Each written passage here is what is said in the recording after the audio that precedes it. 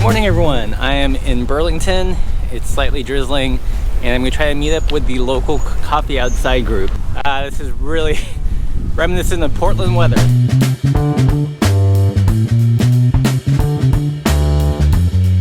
So one cool thing about Coffee Outside, it happened regionally and it's fun to stop in and visit other ones. It's almost like having instant bikey community. This might be the spot. There's a bike. Howdy. Is this the Burlington Coffee Outside group? It's just moving. Just moving. So far. What's your name? Nick. Nick. Russ, nice to meet you. See ya. Yeah, I'm gonna move it over. There's a nice cover over underneath the aquarium. So it looks like we're moving to Plan B because of the weather. It wasn't raining yesterday or the last few days. Well, in Vermont, they just say if you don't like the weather, wait 5 minutes. Right.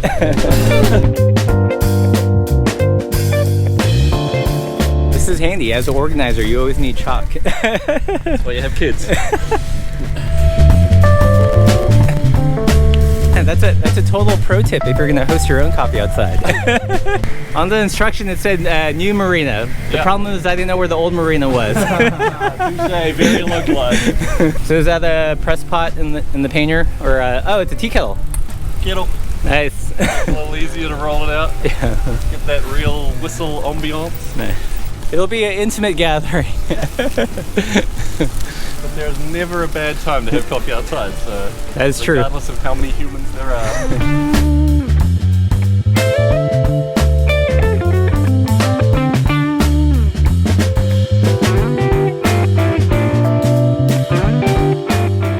This is beautifully covered and totally protected from the rain. I guess summer hasn't hit yet. They're conspiring against you. No, but we'll hang out here, because then at least if it gets terrible, we can have a little bit of cover. Well, if you stand beneath like just the beam, yeah. How long has Coffee Outside been going on in Burlington?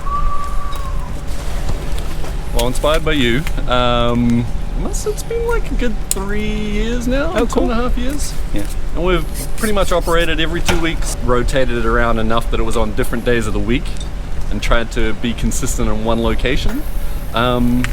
But less people came. Yeah. And I think it's just because they like the adventure of going to a different location and do different things. So right. If that doesn't work, we'll do something else. As long as we're having coffee outside with friends, it doesn't matter what we do. We've just conducted the customary sticker exchange. If you've never been, you must bring bikey stickers. This one's my favorite. Although I get hassled a lot. Yeah. But plenty of people use this. I've had lots of girls who are like, can I get some of those? So, here you go. You've been carrying it around forever? No, just since I got the bag. My lunchbox is my sticker receptacle. Nice. Very nice. So have you heard the bike term? This is like the cyclist trapper keeper. Yes. I have not heard that, but No. it is. So you've got a choice of 2 pins, either further or the phonetic spelling, correct pronunciation of painter. Oh. I want this, but can I have this for my wife? For sure. Because she always mispronounces it, but I don't want to tell her. just subtly hint. Do you want a painter pin as well? I'd love to. I do like the Boston style Tanya. Yeah.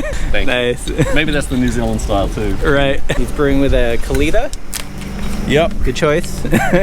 Classic coffee helix. Yep. I've got it all right, and I bring the AeroPress, but it's got so many parts. Right. And you've got to have it all laid out, and yeah, sometimes it's easiest just to go simple and. Yeah, it feels like you're making science with AeroPress, and not the first thing you want to do in the morning if you haven't had coffee. Especially when you haven't had coffee and you forget to put the filter in and it just everywhere. Ultralight kettle. It's titanium. It's not bike packing kind of material. It's a little bulky, but it does the job. And sometimes it's kind of sometimes gotten to the point where I'm the only one that turns up with stove, so I may as well turn up with a big kettle and look after everyone.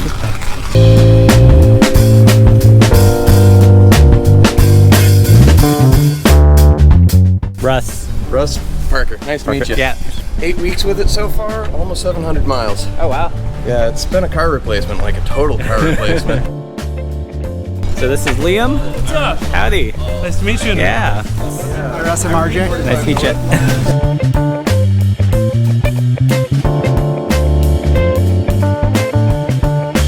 All right, so we're wrapping up Coffee Outside, and we're gonna make our way to Old Spoke's home via some route. I'm just following these guys.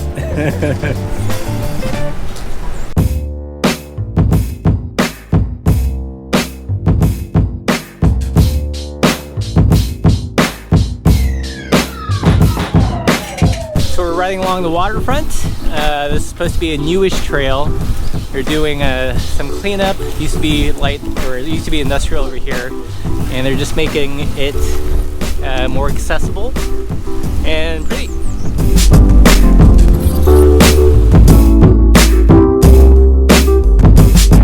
So we're cruising through Lady Park, and apparently there's going to be a proposal for a bike park with a pump track and other cool features. Really a place to get more kids on bikes. Yeah. Around here there isn't many places where, you know, relatively flat land, dirt, that kids can get out there and just have fun. So Yeah. it'd be cool to have. So where are we now? This is called Ethan Allen Park. Is that named after like the clothing store or furniture store? No. Clothing store is named after the dude, Okay. Ethan Allen. And we'll actually go past Ethan Allen Homestead. Okay. His brother Ira Allen was the founder of the state of Vermont and the University of Vermont in 1791. Okay. And Ethan Allen was actually a leader of a militia, created his own private army effectively to help fight against the New Yorkers trying to take Vermont land. So when did he start making nice clothes? And furniture and what else? The tower's open. You want to go check out the tower? Sure. Redstone Tower up here called Ethan Allen Tower. And it's only open in the summer. There's a group of volunteers that open it up every day, Yeah. close it at night, but it's got just awesome views from the top. A bunch of crazy trails around here that you can bike in. There's a little ridge that goes all the way over and you ride on both sides of the ridge. It's not original. Well, it's 150 years original. Right. It's not built in 1800, but it's Right. built in like 1905 or something, right? Commemorative tower. Yeah, there you go. This tower was erected. 1905! Oh, I got it right! Vermont Society, Sons of American Revolution. There's a great promontory on top of it. That would be Camel's Hump, but the top of it's in the cloud. And that would be Mansfield, The highest but the top of it is in the cloud. And that's the Adirondacks in New York. in New York State, upstate New York. And Whiteface would be right there, but you can't see the top of it. So Lake Champlain goes 50 miles south and all the way up to Canada. You can actually take a container ship or a yacht or whatever out into the St. Lawrence Seaway, which goes out into the Atlantic Ocean. So Cool. this actually used to be one of the largest timber ports, the 6th largest timber port in the world. Yeah. They pretty much clear-cut Vermont, took it to the waterfront where we were, put it on ships and took it out to England. Yeah. And like you got to imagine that at some point, almost every single tree in Vermont had been cut down. So, Oh, wow. so Really? everything you see is This is new growth. yeah. Yeah. Wow. There's very little old growth left. Which is hilarious because it's the Green Mountain State, right? Yeah. But it probably was like the Brown Mountain State for a few years. This is Stump Mountain State. Yeah, exactly. Clearfell Mountain State. I can see this would make an epic coffee outside spot. It is a big outside spot. So we biked from there up along the waterfront here. We just cut through, and we're going to bike out this way and end up on the top of the hill over there is actually the University of Vermont and a big water tower there. So yeah, we kind of get like this awesome loop around that hits all the good parts of Burlington. So this is the bridge to nowhere. So when they built this highway, part of the funding was that you couldn't separate two wetland areas, so you had to connect them. And so they spent $170,000, which is probably pretty cheap back in the 90s, to build this amazing bridge, and it's never been used. Really? So there's a fence at the end that totally blocks it off. It goes to nowhere. It just stops at the end of the hill. So it's called the Bridge to Nowhere. Or the Rainbow Bridge. Or the Rainbow Bridge, but it's just this amazing piece of architecture that is totally unused. But is it really a bridge though if you can't access the other side? That's true.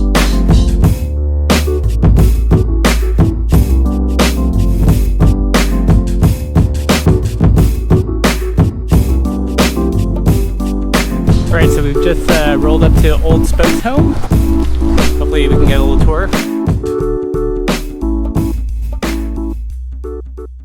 Well, so what's really quickly? What's the mission of, I guess, Old Spokes? Providing transportation to people who need it in all forms. You know, everything from high-end, like touring, commuter, transportation bikes to really affordable, voucher incentivized for folks, either new Americans, low-income folks. Not free, but very affordable transportation. So Okay. it runs the gamut. Everyone walks through the same door. All right. Whether you're buying an awesome bike or a $50 bike, Right. come to the same place. Nice. That's a huge space. Yeah.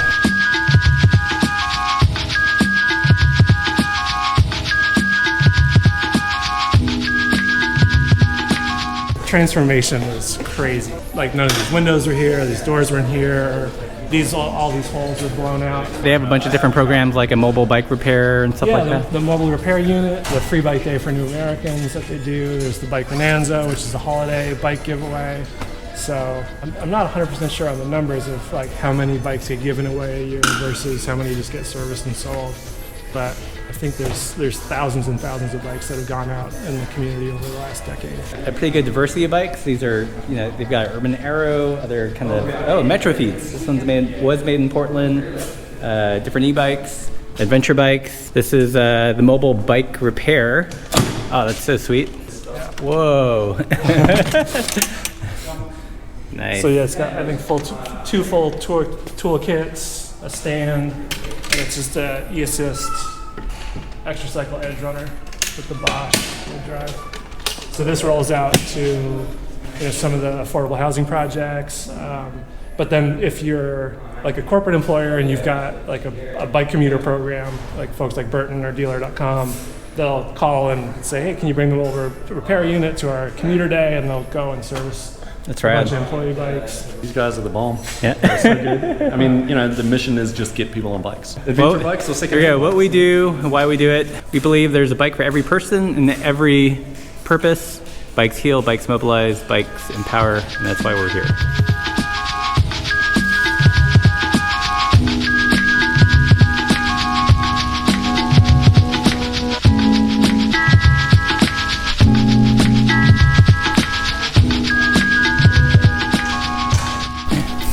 All right, so that was super cool. Just said goodbye to Liam and Nick. Heading back to where I'm staying. So far, Burlington, quite a surprise. Actually reminds me a lot of Portland, but 10 years ago. So it's still got that bike funkiness to it, which is pretty sweet. Hope you guys like this video. If you guys have any questions, leave those in comments below. As always, keep the self-side down.